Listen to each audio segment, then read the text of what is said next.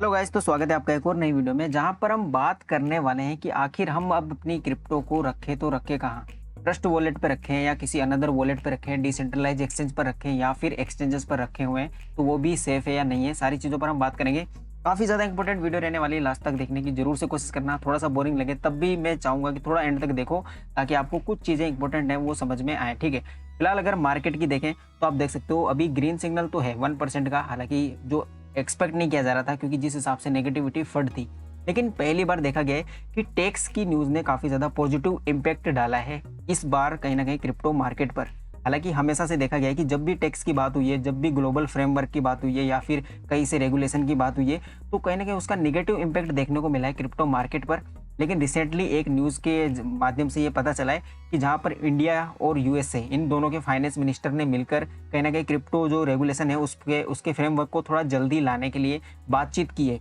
और ये काफ़ी ज़्यादा पॉजिटिव लिया जा रहा है फर्स्ट टाइम। अब ये हुआ क्यों है, इसका सबसे बड़ा रीज़न है कि जिस तरह से जो क्रिप्टो मार्केट है उसमें स्कैम हो रहे हैं, जैसा कि फिलहाल एफटीएक्स का हुआ, उसके अलावा डी पेगिंग या फिर जो भी स्कैम पहले हुए हैं हिस्ट्री में, जैसा कि मनी लॉन्ड्रिंग हो गया, वजीरेक्स का प्रॉब्लम हो गया और साथ ही साथ अभी जो हाईलाइटेड आ रहे हैं दिमाग, जैसे कि हुबई ग्लोबल हो गया, क्रिप्टो.com हो गया, तो इन पर जो अभी भी ये इन्वेस्टिगेशन हो रही है तो वो सारी चीज़ें कहीं ना कहीं इस स्कैम की ओर इशारा करती हैं और इन्हीं चीज़ों की वजह से लोगों को इतना ज़्यादा डर लग गया है जो भी क्रिप्टो में इन्वेस्ट करता है कि अब उनको टैक्स भी कहीं ना कहीं सही लग रहा है। और ये बात सच भी है कि टैक्स काफ़ी ज़्यादा सही है। अब देखिए इसका एक छोटा सा एग्जाम्पल, इसको काफ़ी ध्यान से सुनिएगा। जैसा कि अभी अब मान लो हमारे पास अगर पैसा है और हम बैंक में रखते हैं, लेकिन बैंक कभी चीटेड करता है हमारे ऊपर या फ्रॉड करने की कोशिश भी करता है तो उसका आरबीआई को पता चल जाता है, यानी कि गवर्नमेंट को पता चल जाता है और हमारा पैसा कहीं ना कहीं सेफ रहता है। भले ही बैंक के साथ कुछ भी हो या उसकी इक्विटी चली जाए वगैरह वगैरह कुछ भी हो, लेकिन हमारा लॉस तो रिकवर हो जाएगा और उस पर तुरंत एक्शन भी लिया जाएगा सरकार के द्वारा। तो ये चीज़ होती है क्योंकि वो अंडर रेगुलेशन आता है। साथ ही साथ अगर आप स्टॉक मार्केट की बात करें तो वहाँ पर भी यही सेम चीज़ लागू होती है। लेकिन क्रिप्टो की अगर बात करें तो अभी ज़्यादातर जगह पर देखा जाए तो अभी रेगुलेशन उतना अच्छा है नहीं। जैसे कि अगर इंडियन एक्सचेंजेस की बात करें, काफ़ी लोग डर रहे थे और कुछ यूट्यूबर तो कह भी रहे हैं कि इंडियन एक्सचेंज भी बर्बाद होने वाले हैं। तो बर्बाद हो रहे हैं वो फियर की वजह से हो रहे हैं। अदरवाइज जो इंडियन एक्सचेंज है फिलहाल के टाइम पे वो सबसे ज़्यादा सेफ है। रीज़न ये है क्योंकि कहीं ना कहीं जो इंडिया में जो भी टैक्स फ्रेमवर्क है, चाहे वो ज़्यादा है 30% है या टीडीएस जो भी लग रहा है, लेकिन कहीं ना कहीं एक चीज़ तो है कि सारा आइडिया है, कहीं ना कहीं जो डाटा है वो सरकार के पास है और वो सेफ कहीं ना कहीं हमारे लिए दिखता है। अब यहाँ पर एक क्वेश्चन काफ़ी ज़्यादा ट्रेंड हो रहा है। मैं रिसेंटली रिसर्च कर रहा था कि कुछ डिसेंट्रलाइज एक्सचेंज के बारे में जाना जाए जो सबसे बढ़िया हो सकते हैं, ईजी टू यूज़ हो सकते हैं, तो उनके बारे में भी मैं रिसर्च कर रहा था। लेकिन उससे भी बड़ी क्वेरी मुझे एक सामने नजर आई है जो कि हमारे काफ़ी ज़्यादा सब्सक्राइबर भी हैं और कुछ टेलीग्राम चैनल से भी ये चीज़ देखने को मिली है, जो कि टेलीग्राम ग्रुप होते हैं जहाँ पर क्रिप्टो से रिलेटेड बात हो रही है आज के टाइम पे, अलग अलग ग्रुप में अलग अलग प्रोजेक्ट के। तो वहाँ से भी मुझे ये चीज़ देखने को मिली है ज़्यादातर कि लोगों को ये चाहिए कि यार डेक्स में जाए तो जाए क्यों, या फिर जो सेंट्रलाइज एक्सचेंज है वो सेफ है या नहीं है। फिलहाल के टाइम पे सेफ नहीं लग रहा है ज़्यादा, लेकिन ट्रस्ट वॉलेट में अगर जाते हैं, मेटामास्क में अगर जाते हैं, या फिर कोई हार्ड वॉलेट जो होते हैं, हार्डकोर वॉलेट, जैसा कि आपने देखा होगा कि पेन ड्राइव की तरह आपको दिखते हैं जो कि फिजिकली हमारे पास होते हैं, तो उस तरह के वॉलेट्स यूज़ करें। अब देखिए जो स्मॉल इन्वेस्टर होता है वो उस चीज़ को कैसे यूज़ कर सकता है, क्योंकि 9-10 हज़ार रुपये का तो वो खुद आएगा अगर आप उसको ऑफलाइन मंगा रहे हो, जैसा कि लेजर का आ गया या फिर लेजर का, या फिर लेजर का भी है और एक दो और भी है।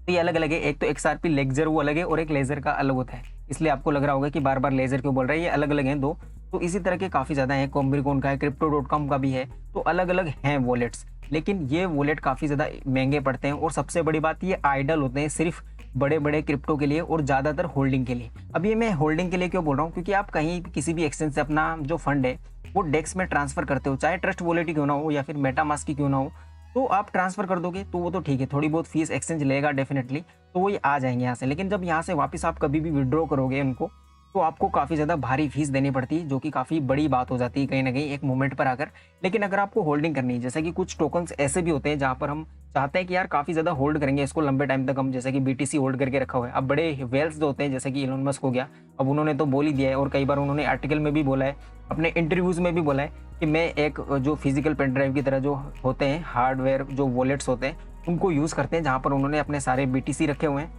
तो ये सारी चीज़ें वो कर सकते हैं क्योंकि उनके पास काफ़ी ज़्यादा, जैसे कि 10-20 हज़ार 1 लाख जितने भी बिटकॉइन पड़े हुए हैं तो वो रखे हुए हैं, बस हमेशा के लिए रखे हुए हैं, उनके पास पैसों की कमी थोड़ी है। तो लेकिन छोटे इन्वेस्टर का क्या, अब वो कैसे करेगा। अभी ट्रस्ट वॉलेट में तो ट्रेडिंग करना भी काफ़ी बड़ी बात हो जाती है, क्योंकि ट्रेडिंग कैसे करें, स्वेपिंग फीस काफ़ी ज़्यादा होती है और ट्रेड करना काफ़ी मुश्किल हो जाता है ट्रस्ट वॉलेट के अंदर या फिर किसी भी वॉलेट के अंदर, क्योंकि काफ़ी ज़्यादा फीस वहाँ पर लगती है। तो यहाँ पर जो इन्वेस्टर है, जो यूज़र है, वो काफ़ी ज़्यादा सस्पेंस में है, कन्फ्यूज़न में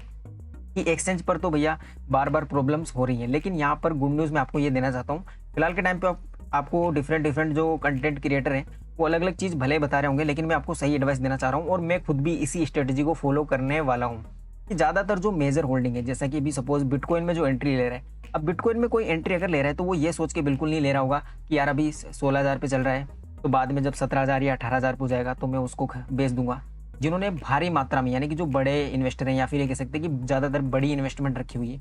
अब की अपने अपने हिसाब से सबकी बड़ी बड़ी इन्वेस्टमेंट कितनी भी हो सकती है। मेरे लिए वो 1 लाख है, किसी के लिए 10 लाख हो सकती है, किसी के लिए 1 करोड़ हो सकती है। तो इस तरह की जो इन्वेस्टमेंट है उसको हम लंबे समय तक के लिए रख सकते हैं वॉलेट्स के अंदर, और वो वहाँ पर काफ़ी आइडल हैं और उनके कहीं ना कहीं हम खुद मालिक होते हैं, बीच में कोई मीडियम नहीं होता है। अभी हम एक्सचेंज पर रखते हैं तो वहाँ पर हमारे पास है, हम ही है मालिक तो इनडायरेक्टली, लेकिन रखे हुए हैं वो कहीं ना कहीं किसी मीडियम पर, किसी एक्सचेंज पर, जैसे कि बैंक में होता है। पैसे तो हमारे हैं लेकिन रखे होते हैं बैंक में, तो वही चीज़ सेम एक्सचेंज के साथ भी हो रही है। लेकिन फिलहाल के टाइम पे गुड न्यूज़ ये है कि अभी एक्सचेंजेस जो हैं वो कहीं ना कहीं अपने प्लेटफॉर्म की बात कर लो या फिर जो उनमें जो कमियां हैं उनको सुधारने की कोशिश करेंगे डेफिनेटली। फिलहाल एक गुड न्यूज़ वॉलेट की तरफ से आ रही है, ट्रस्ट वॉलेट जो भी यूज़ करता है, कि आज अभी इन्होंने रिसेंटली एक रिलीज़ दिया है, एक अपग्रेड दिया है कि ट्रस्ट वॉलेट ब्राउजर एक्सटेंशन इन्होंने रिलीज़ किया है, जिसको मैं आपको दिखा भी देता हूँ। जैसा कि मैंने खुद ने डाउनलोड किया हुआ, ये वाला आपको दिख रहा होगा। अभी वॉलेट क्रिएट नहीं किया है नया वाला मैंने, क्योंकि ऑलरेडी मेरे 2-3 वॉलेट तो बने हुए हैं, यहाँ पर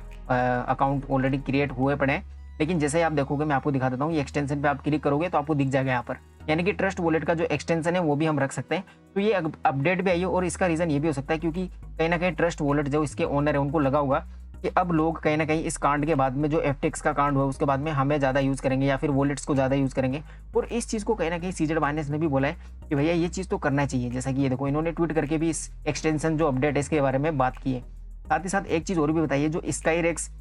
हालांकि इस अटैक से ज़्यादा लोगों को इम्पैक्ट नहीं पड़ा है, लेकिन फिर भी पड़ा ही है। जिन्होंने होल्ड किया हुआ है तो पड़ता ही है, हमारे को नहीं पड़ा होगा लेकिन किसी न किसी को तो पड़ा होगा इससे भी इम्पैक्ट। तो यहाँ पर भी सीजेड बाइनेंस ने सीधा सीधा बोल दिया कि भाई हमारा तो इसमें कोई प्रॉब्लम नहीं है, और API कीज़ जो हैं वो हमारे तरफ से लीक्ड नहीं की गई थी, ये स्काईरेक्स ने भी माना है। और उनको थैंक यू कह रहा हूँ मैं इसी चक्कर में कि उन्होंने माना तो है, कम से कम एडमिट किया है अपनी गलती को, तो ये बढ़िया बात है। और स्काईरेक्स ने साफ साफ बोल दिया कि सारी चीज़ जितनी भी कुछ भी गड़बड़ हुई है वो एकदम एग्जैक्टली मिल जाएंगी आपको, 2-3 दिनों में वहीं पर होंगी सारी चीज़ें सेम टू सेम। तो ये थोड़ा अटैक हो गया वहाँ पर, तो ये चीज़ उन्होंने एक्सेप्ट की है, तो कोई प्रॉब्लम वाली बात यहाँ पर बिल्कुल नहीं है कहीं जो स्काईरेक्स वाले, अगर किसी को जानना है इसके बारे में, ठीक है। इसके अलावा इन्होंने रिसेंटली 1 घंटे पहले एक ट्वीट किया था, जहाँ पर इन्होंने बोला है कि 8 billion people will use crypto in few years, यानी कि आने वाले कुछ सालों में 8 बिलियन लोग और यूज़ करने वाले हैं, यानी कि क्रिप्टो के जो यूज़र्स हैं लगभग 8 बिलियन और बढ़ जाएंगे। तो यानी कि इनको पता है कि क्रिप्टो का फ्यूचर जो है वो अच्छा ही है, इसके यूज़र कंटिन्यूसली बढ़ने ही वाले हैं। बस प्रॉब्लम ये है कि क्रिप्टो को कहीं ना कहीं रेगुलेशन में आना चाहिए जल्द से जल्द।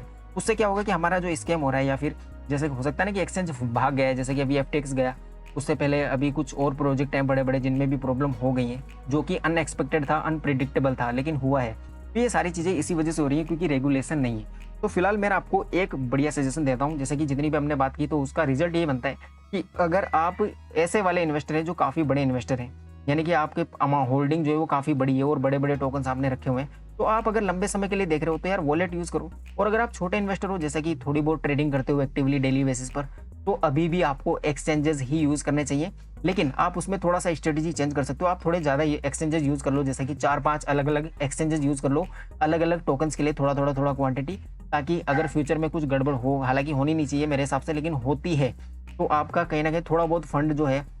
या फिर रिस्क कह लो वो थोड़ा डिवाइड हो जाएगा। तो ये स्ट्रेटजी फिलहाल के टाइम पे सही रहेगी, लेकिन ऐसा लग नहीं रहा है क्योंकि जिस तरह से अपडेट्स आ रही हैं बैक टू बैक बाइनेंस की तरफ से, हुबई की तरफ से, तो यहाँ लग रहा है कि एक्सचेंज जो है वो आने वाले टाइम पर और ज़्यादा एक्टिवली अपने आप को सुधारने की कोशिश करेंगे। और आने वाले टाइम पर जैसा कि अभी अगर आप देखोगे एलोन मस्क जो कि कंटिन्यूसली ट्वीट कर रहे हैं अपने ट्विटर को कहीं ना कहीं अपग्रेड करने के चक्कर में, और ज़्यादातर एक इंटरव्यू में इन्होंने अभी रिसेंटली बोला है कि जो ग्लोबल फ्रेमवर्क है वो आने वाले टाइम पर और ज़्यादा बढ़िया आना चाहिए, लेकिन जो इस स्कैम वगैरह हो रहे हैं तो वो उसकी वजह से थोड़ा सख्त आ सकता है। अब इसका रीज़न क्या है, क्योंकि अभी भी क्रिप्टो का जो इमेज है वो बुरा है कहीं ना कहीं। अगर आज के टाइम पे आप देखोगे तो ये जितने भी स्कैम हो रहे हैं कहीं ना कहीं ये इमेज खराब कर रहे हैं, लेकिन लॉन्ग टर्म में ये अच्छा ही है क्योंकि ग्लोबल फ्रेमवर्क ज़्यादा अटैकिंगली आएगा स्टार्टिंग में। तो जो बड़े यूज़र हैं, जो बड़े प्लेयर होते हैं, वो थोड़े डरेंगे, कम से कम स्कैम करने से तो डरेंगे, और यही सबसे बड़ी जीत होगी कहीं ना कहीं क्रिप्टो की। तो स्टार्टिंग में अभी हो सकती है प्रॉब्लम, और मेरे को ये भी लगता है कि आने वाले टाइम पे जिस हिसाब से अपडेट्स आ रही हैं, जैसा कि अभी बाइनेंस ने काफ़ी बड़ी गुड न्यूज़ दी कि जिनका भी लॉस हुआ है FTX की वजह से, तो उनको उनके रिगार्डिंग इन्होंने एक कमेटी बिठाई है और ऐसा फंड वहाँ पर ये बनाने वाले हैं कि लॉस रिकवर हो पाएगा उन प्रोजेक्ट्स का, साथ ही साथ यूजर्स का भी। तो ये सारी चीज़ें काफ़ी अच्छे इनिशिएटिव्स हैं और साथ ही साथ बाइनेंस में कुछ और फीचर्स ऐड होने वाले हैं दोस्तों आने वाले दिनों में। तो मैं ये नहीं कहता हूँ कि बाइनेंस बुरा एक्सचेंज है या फिर और कोई भी बुरा एक्सचेंज है, लेकिन सेफ्टी के पर्सपेक्टिव से अगर देखा जाए तो एक्सचेंजेस जो होते हैं उनके कंपैरिजन में तो काफ़ी ज़्यादा सेफ होते हैं कहीं ना कहीं जो डेक्स होते हैं, डिसेंट्रलाइज एक्सचेंज, क्योंकि वहाँ पर जो क्रिप्टो जितनी भी हमारे पास होती है वो सिर्फ हमारे ही पास होती है। लेकिन उसका भी एक डिसएडवांटेज मैं आपको डेफिनेटली बताना चाहूँगा, और ये मेरे किसी एक यूजर की वजह से मुझे मिला भी है कि वो अपना पास फ्रेज भूल गया। जो कि कीवर्ड्स होते हैं,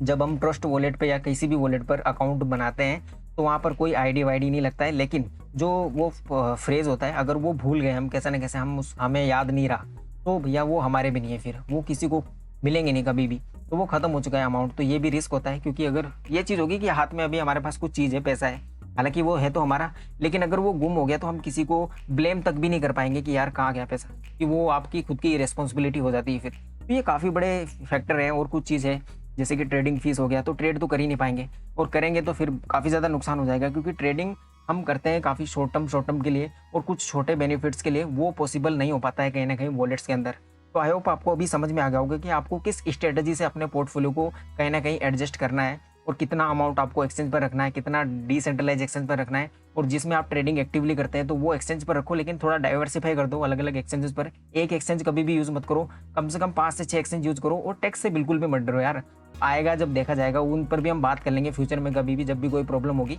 तो उसके लिए आपको टेंशन नहीं लेनी, बस चैनल को सब्सक्राइब कर लीजिए ताकि उससे रिलेटेड आपको और फ्यूचर में जो भी कोई बड़ी अपडेट आती है वो टाइमली मिलती रहे। आई होप आपको वीडियो तो पसंद आ गया होगा, तो लाइक वगैरह जरूर से कर दीजिए। फिलहाल के लिए था, मिलते हैं किसी अनदर वीडियो में, तब तक के लिए बाय बाय, थैंक यू।